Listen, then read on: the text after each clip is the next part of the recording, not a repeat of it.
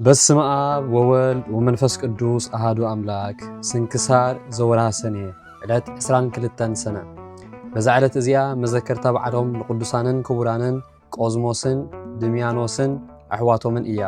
ከምኡውን ቅዳሴ ቤተ ክርስቲያኖምን ተኣምራቶም ዝተገልጸሉን ዕለት እያ።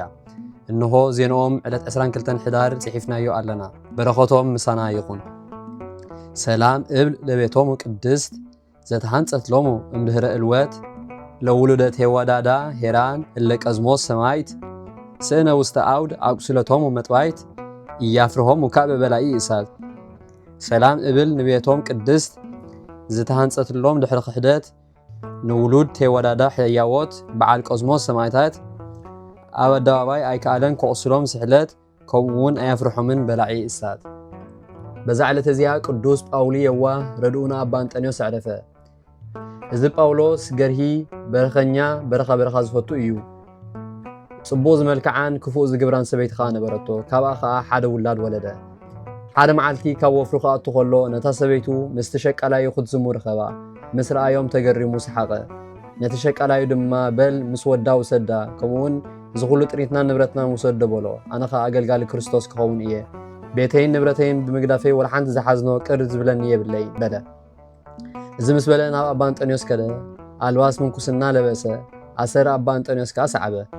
ኣብ ልዕሊ ሰይጣውንትን ሕማማትን ናይ ምሕዋይ ጸጋን ሓይልን ክሳዕ ዝወሃቦ ብኽብሪ ተጋድልኡ በርትዐ።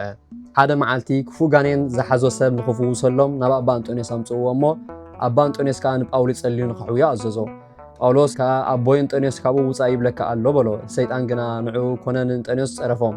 ጳውሎስ ከዓ መሊሱ እንተዘይ ወፂእካ ንጎይታ ኢየሱስ ክርስቶስ ክነግሮ እየ ከመይ ገይሩ ከም ዝቐጽዓካ ኸ ክትርኢ ኢኻ በሎ። እዚ ምስ በለ ግዜ ቀትሪ ወፀ። ፀሓይ ቀትሪ ኣብ ዘርሰኖ ኣብ ልዕሊ እምኒ ኸኣ ቆመ ደው በለ። እግዚኣብሔር ህያው እዩ። ኣነ እዚ ጋኔን ሒዝዎ ዘሎ ሰብ ክሳብ ዝሓዊ ካብ ዝኸውሒ ኣይወርድን እየ፣ ኣይበልዕን ኣይሰትን በለ። ሽዑ ሰይጣን ወየ በምሳል ዓብይ ተመን ከዓ ካብቲ ሰብ ወፀ፣ ናብ ባሕሪ ኤርትራ ኸኣ ኣተወ። እዚ ጳውሎስ እዚ ናይ ሰባት ምግባራት ይረአዮ ነበረ። ምእንቲ ሓጣን ከዓ ይበክእ እሞ ምእንቲ ኩሎም ኣብ ምድሪ ዘለዉ ሓጣን ከዓ ይልምን ነበረ።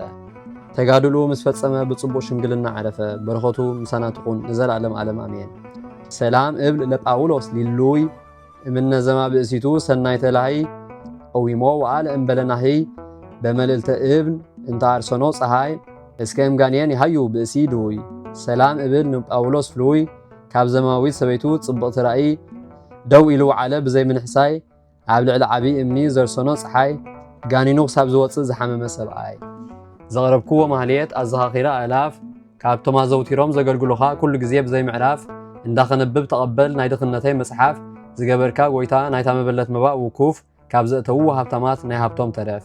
ቅዱሳን ነቢያት ሃዋርያት እውን ሰባኽያን ሰማዕታት ምስ ጻድቃን ደናግል ከዓ መነኮሳት እውን ሄራን ባርኾት ባርኹ ማሕበር ዘቅድስት ቤተ ክርስቲያን ካብ ዝዓበየ ሽማግለ ክሳብ ዝነኣሰ ህፃን ንዝፀሓፎ ብመጽሓፍ ንዘፀሓፎ እውን ብምድራስ ንዘንበቦ ንዝተርጎሞ ብልሳን ሓዲስ ንቓል እውን ዝሰምዐ ብእዝኒ መንፈስ ብጸሎት ኣድዩ ማርያም ዓላቒት ካብ ኩሉ ምባኣስ ኣሕቢሩ ይምሓረና ኢየሱስ ክርስቶስ።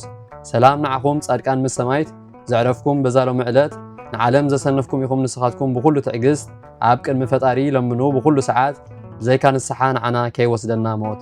ሰላም ንዓኹም ናይ ዘዕለት እዚኣ ጻድቃን ኩልኹም ሰብኡትን ኣንስትን በብኣስማትኩም ቅዱሳን ሰማይን ምድርን ማሕበር ስላሴ ንስኹም ምእንቲ ማርያም ኣድኡ ዘክሩን ኣብ ጸሎትኩም ንኽትሕልውና ተማሕጺልና ኣሎና ብናይ ክርስቶስ ደም